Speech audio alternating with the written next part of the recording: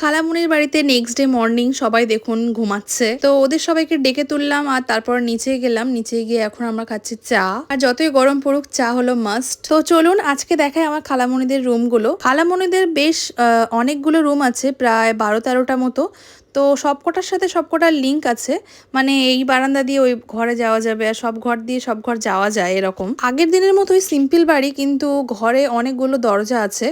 তো এখন নাকি শুনলাম যে আরো অনেক দরজা ছিল, সেগুলো বন্ধ করে দিয়েছে। তো ওপরের ঘরগুলো আমি শেয়ার করলাম তোমাদের সাথে, নিচেও সেম এরকম ধরনেরই। তো এক ঝলক তোমাদের সঙ্গে শেয়ার করলাম সবগুলো। তারপর ঘরে এসে দেখি এখানে বোনরা খেলছে, আর এইগুলো দেখুন কত স্যাটিসফাইং। সেই জন্য ভাবলাম যে আমি একটু এদের সঙ্গে খেলা করি। আর এই আর্টিফিশিয়াল ফ্রুটস আর এই ভেজিটেবলসগুলো না এত রিয়েলিস্টিক লাগছিল, আর এই কাটতে না বেশ মজাই লাগছিল। তাই ভাবলাম একটু ওদের সঙ্গে খেলা করি আর একটু মেমোরিটা ক্যাপচার করে রাখি। আর দেখুন ভেজিটেবলস এর মাঝখানেগুলো কত রিয়েলিস্টিক লাগছে। তারপর কিছুক্ষণ পর বোন এনে দিল আমাদের জন্য চানাচুর, আর সবাই মিলে খাচ্ছিলাম এখানে। তারপর কিছুক্ষণ পর আবার এনে দিল পেপসি। তো আমি পেপসি খেতে পছন্দ করি না, তো এরা খাচ্ছিল। আর ঠিক এই সময় যখন ওরা খেলছিল আর অ্যাক্টিং করছিল, আমি ভাবলাম একটা ভিডিও করে রাখি।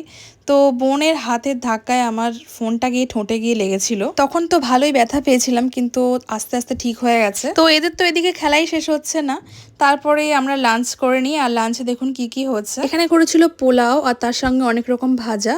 আর এখানে চিংড়ি মাছের মালাইকারি ছিল, ভেটকি মাছের কালিয়া, আর এদিকে হাঁসের মাংস। আরো অনেক কিছু ছিল যেগুলো আমরা স্কিপ করে গেছি। বাড়ির ছেলেরা আর বাচ্চারা খাওয়ার পর এখন বাড়ির মায়েরা খেতে বসেছে, মানে খালামণিরা। আর এই হচ্ছে বাড়ির একটা পোষা বিড়াল, এও দেখি উকি মারছে। তারপরে ভাবলাম একটু বাগান আর পুকুর পাড় থেকে ঘুরে আসি।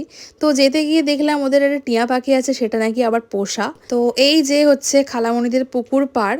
তো চারিদিকটা হচ্ছে জলকার। এই জায়গাটার নাম হচ্ছে মালঞ্চ।